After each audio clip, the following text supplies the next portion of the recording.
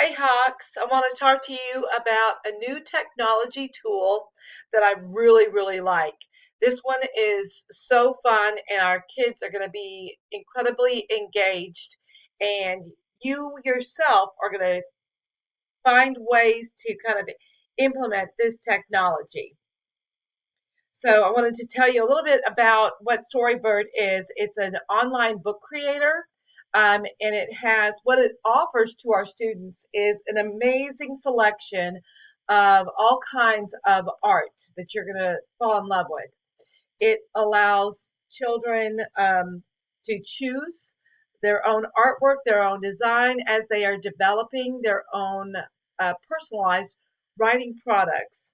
Uh, Storybird is an online book creator that gives students an ability to really reflect their thoughts with that foundation of not having to worry about what the illustrations are or how they should create a picture.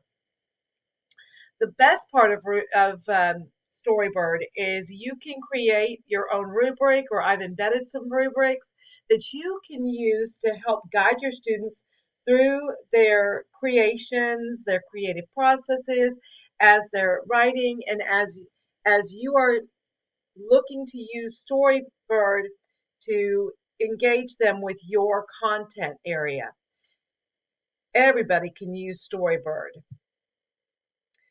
When we were talking about the SAMR model for technology integration, really there's no way that no step or no part of the model that you wouldn't be able to find a way to use Storybird.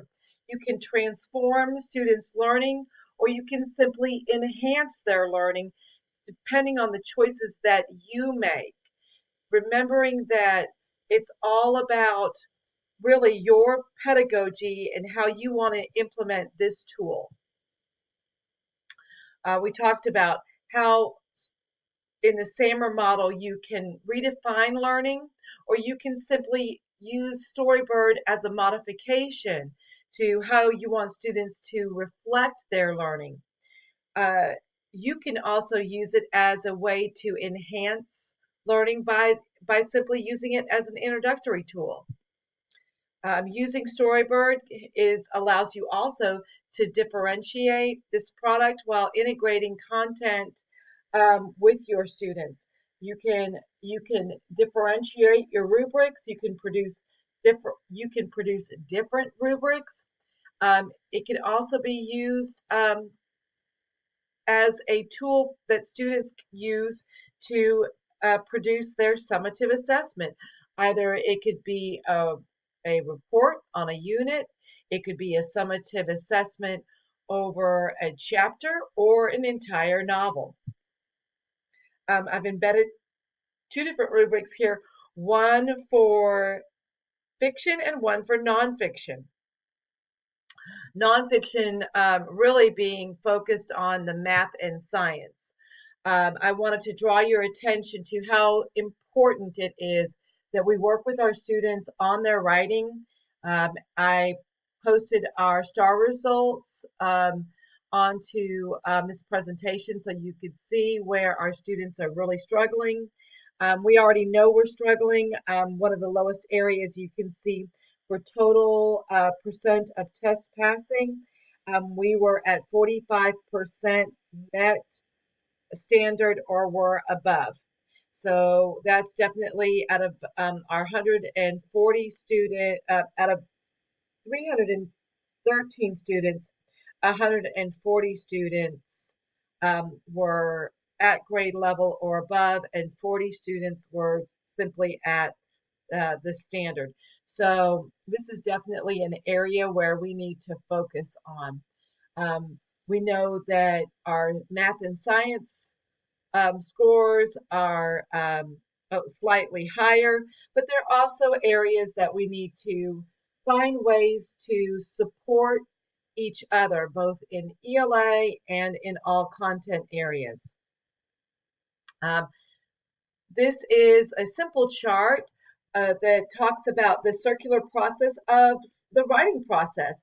And I know everybody is familiar with it, but I like this chart because it shows how it is circular and it is cyclical, and our students need to constantly be working on those steps. Um, I Here are some the writing teaks that we need to be focused in on. We need to be able to look at passive voice versus active voice. Um, one of our weakest areas is in developing topic sentences and summarizing findings and using evidence to support conclusions. So that is, you can see how the rest of those teaks are kind of in alignment to show us where we need to be very specific in helping our students with their writing.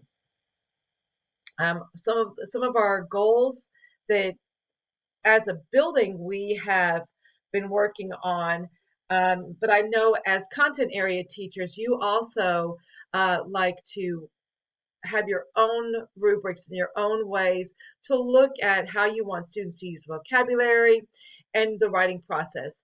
So these are just 5 simple things that we've come up with that are extremely important for our students to develop using that active writing voice. Um, Man, they need to work on capitalization, proper nouns, knowing what a proper noun is, knowing that sentences begin with a capital letter, so on and so forth. um, our examples of our math teaks, some of the ones that we know that we can really integrate quite easily with Storybird. I just picked out a few that would be perfect to get our students to really display their knowledge. Um, these are some additional Storybirds that will kind of support math and science, and I also chose some fun correlated writing teaks that are embedded into the Storybird app program. I love this one. It's a picture of a gym bag and it says rags to riches. A kid who hates sports finds a magical jersey that gives him amazing athletic abilities. There's not one of our kids that wouldn't like to write about that. This one is homeroom. A kid has to defeat her homeroom teacher after discovering that she's a vampire. Perfect for the season. Anyway, these are just some ideas for writing prompts. And I love how in Storybird there's this wide selection, and students can choose the right artwork to begin their writing. There's some more additional Storybirds that I've posted that you can look at that support writing teaks.